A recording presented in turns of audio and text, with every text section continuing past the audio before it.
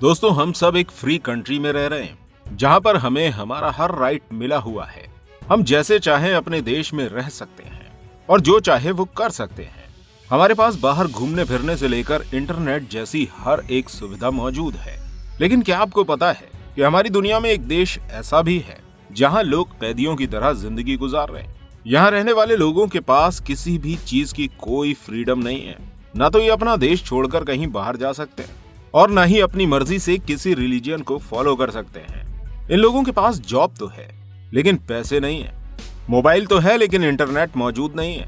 यहाँ रहने वाले सभी लोग इस देश को छोड़कर भाग जाना चाहते हैं, लेकिन यहाँ का कानून इतना ज्यादा सख्त है कि ये अपने देश को छोड़कर कहीं भाग भी नहीं सकते, क्योंकि जो कोई भी ऐसा करने की कोशिश करता है उसे ऐसी सजा दी जाती है जिसके बारे में शायद किसी ने सपने में भी नहीं सोचा हो।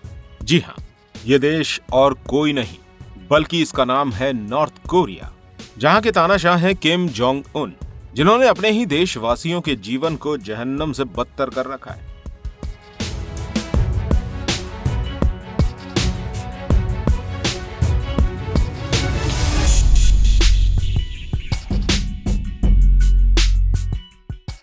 दोस्तों, इस देश से बिना परमिशन के बाहर जाना किम जोंग के लिए एक बहुत बड़ा गुनाह है, जिसके लिए किम जोंग उन ने बहुत ही खतरनाक सजा बना रखी है। यहाँ से भागने वालों को या तो उम्र कैद की सजा दे दी जाती है या फिर गोली मार दी जाती है। और सिर्फ यही नहीं बल्कि इस देश के अंदर एक प्रोविंस से दूसरे प्रोविंस तक जाना भी किम जोंग की नजर में जुर्म है। दोस्तों, दुनिया में जितने भी देश हैं उनमें सबसे ज्यादा खराब human right record north Korea का ही है।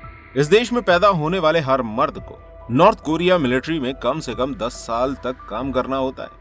इसके अलावा यहाँ के लोगों को फ्रीडम ऑफ स्पीच जैसी कोई फैसिलिटी नहीं दी जाती है। यहाँ की मीडिया भी स्टेट ही कंट्रोल करती है। जहाँ दूसरे देशों में जुर्म की सजा सिर्फ जुर्म करने वालों को ही दी जाती है, वहीं नॉर्थ कोरिया में सजा उस इंसान को भी मिलती है जिसके किसी रिलेटिव ने कोई जुर्म करा हो। इसी तरह साल 2009 में 2 साल के बच्चे को उम्र कैद की सजा दी गई थी, वो भी सिर्फ इसलिए क्योंकि उसके माता पिता के पास बाइबल निकली थी। क्योंकि किम जोंग उन न तो खुद किसी रिलीजन को फॉलो करते हैं और न ही यहाँ के लोगों को करने देते हैं। उनके लिए किसी धर्म को फॉलो करना भी एक क्राइम है। इसके अलावा इस देश में कोई फॉरेनर भी नहीं जा सकता।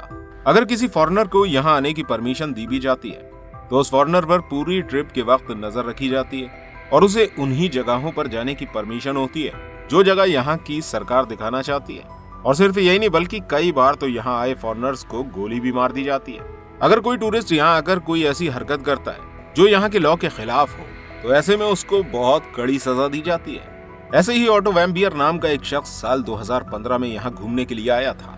ये यूएस के रहने वाले थे। इन्हें यहाँ इस जुर्म में गिरफ्तार किया गया था कि इन्होंने अपने होटल रूम में से गवर्नमेंट का प्रोपेगेंडा पोस्टर हटा दिया था और इस जुर्म में इन्हें 15 साल की सजा दी गई थी। लेकिन 1 साल में ही ये जेल के अंदर रहकर कोमा में चले गए। इसके बाद इन्हें वापस अमेरिका भिजवा दिया गया, लेकिन अमेरिका आने के कुछ ही दिनों के बाद उनकी मौत हो गई। नॉर्थ कोरिया में उनके साथ क्या हुआ ये आज तक कोई नहीं जान पाया और यही वजह है कि नॉर्थ कोरिया को दुनिया की सबसे बड़ी जेल कहा जाता है, जहां रहने वाले लोग कैदियों की तरह जिंदगी काट रहे हैं। और यही कारण है कि यहाँ के लोग इस देश से निकलने की हमेशा कोशिश में लगे रहते हैं। लेकिन इतना बड़ा कदम उठाना कोई आसान बात नहीं है और इसका सबसे बड़ा कारण नॉर्थ कोरिया की जियोग्राफी है। नॉर्थ कोरिया के वेस्ट पर येलो सी है, जबकि ईस्ट पर सी ऑफ जापान मौजूद है, जहां पर यहाँ की नेवी का इतना सख्त पहरा है कि कोई भी लीगल बोट यहाँ आसपास नहीं भटक सकती। इसके अलावा इसके साउथ में साउथ कोरिया मौजूद है, जिसे नॉर्थ कोरिया का सबसे बड़ा दुश्मन माना जाता है। नॉर्थ कोरिया में रहने वाले लोगों को अच्छी जिंदगी गुजारने के लिए साउथ कोरिया से ज्यादा अच्छा ऑप्शन नहीं है। एक तो साउथ कोरिया एक फ्री और डेवलप कंट्री है, दूसरी तरफ साउथ कोरिया की अथॉरिटी नॉर्थ कोरिया में रहने वाले सभी लोगों को अपना ही नागरिक मानती है।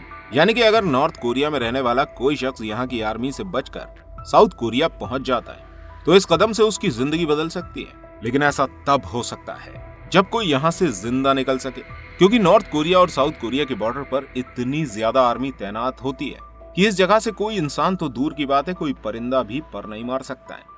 इसी तरह सन 2017 में एक नॉर्थ कोरिया का सोल्जर अपनी जीप में बैठकर तेजी से साउथ कोरिया की तरफ रवाना हो रहा था। जब इसकी खबर बॉर्डर गार्ड को लगी तो फौरन ही यहाँ की आर्मी ने उस पर फायर करना शुरू कर दिया। वो अपनी जीप से उतरा और बॉर्डर की तरफ भागने लगा। इस दौरान उसको काफी सारी गोलियां भी लगी। लेकिन गोलियां लगने के बाद भी वो खुशकिस्मती से साउथ कोरिया में एंटर हो गया। इसके बाद जब साउथ कोरियन सोल्जर्स ने उसे देखा तो ऐसे यहाँ अपनी हिफाजत में ले लिया। दोस्तों ऐसा पहली बार नहीं था, इससे पहले भी कई बार कई सारे नॉर्थ कोरियन सिविलियन इस तरह के अटेम्प्ट कर चुके हैं, लेकिन इनमें से ज्यादा लोग तो बॉर्डर पर ही मारे गए या फिर इन्हें इतनी चोटें आई इन्होंने साउथ कोरिया पहुंचकर कुछ ही दिनों में दम तोड़ दिया। नॉर्थ कोरिया के बॉर्डर से साउथ कोरिया जाना अपनी मौत को दावत देना है, क्योंकि बॉर्डर पर तकरीबन 7.5 लाख सोल्जर्स को तैनात कर रखा है। साथ ही साथ बॉर्डर पर करंट वाले तार और लैंड माइन्स भी लगाई गई हैं। दूसरी तरफ नॉर्थ कोरिया के नॉर्दर्न बॉर्डर को चाइना और थोड़ा सा हिस्सा रशिया शेयर करता है, और इस तरफ से भागना भी यहाँ के लोगों के लिए इम्पॉसिबल है, क्योंकि यहाँ का पूरा 1300 किलोमीटर का बॉर्डर खतरनाक पहाड़ों और जंगलों से भरा हुआ है। इसके अलावा अगर कोई इन मुश्किलों का सामना करके चाइना या रशिया पहुंच भी जाता है तो भी किम जोंग से बच पाना नामुमकिन है, क्योंकि नॉर्थ कोरिया के चाइना या रशिया के साथ मिलिट्री अलायंस है।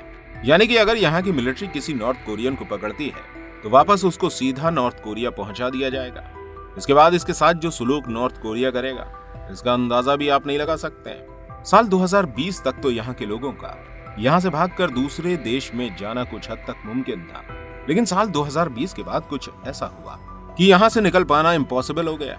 साल 2019 में जब चीन के अंदर पहला कोविड केस निकला, इसके ठीक 2 महीने बाद ही नॉर्थ कोरिया दुनिया की वो पहली कंट्री थी जिसने अपने सभी बॉर्डर्स को पूरी तरह से सील कर दिया था, क्योंकि किम जोंग नहीं चाहते थे कि कोविड का एक भी केस नॉर्थ कोरिया तक आए।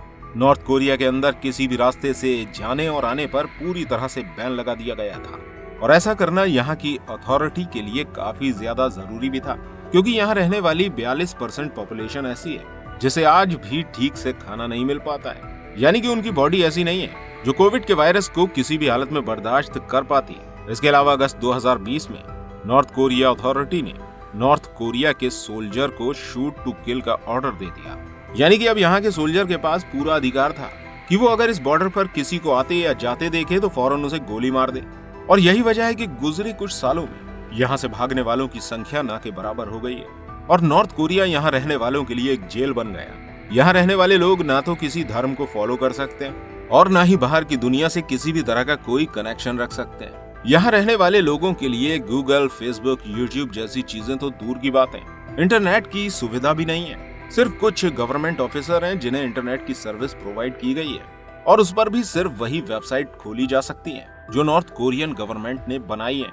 यहाँ रहने वाले लोगों के पास मोबाइल तो है, लेकिन इसके जरिए ये लोग बाहर की दुनिया से कांटेक्ट नहीं कर सकते, क्योंकि इनमें ऐसे सॉफ्टवेयर डाले गए हैं जिनके ऊपर यहाँ की गवर्नमेंट का पूरा कंट्रोल है। नॉर्थ कोरिया एक ऐसा देश है जिसके अंदर जो कुछ भी होता है इसके बारे में बाहर की दुनिया को कोई जानकारी नहीं मिल पाती। इसके अलावा यहाँ मौत की सजा फांसी देकर नहीं बल्कि बीच सड़क पर गोली मार कर दी जाती है। और सिर्फ यही नहीं, बल्कि अगर यहाँ रहने वाला कोई शख्स अपने किसी रिलेटिव से नॉर्थ कोरिया में फोन पर बात करने की कोशिश करता है तो भी उसे मौत की सजा सुना दी जाती है।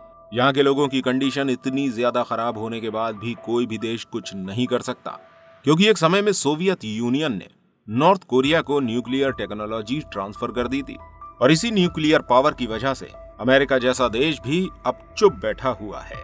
दोस्तों, आपको क्या लगता है इस बारे में हमें कमेंट करके जरूर बताइएगा।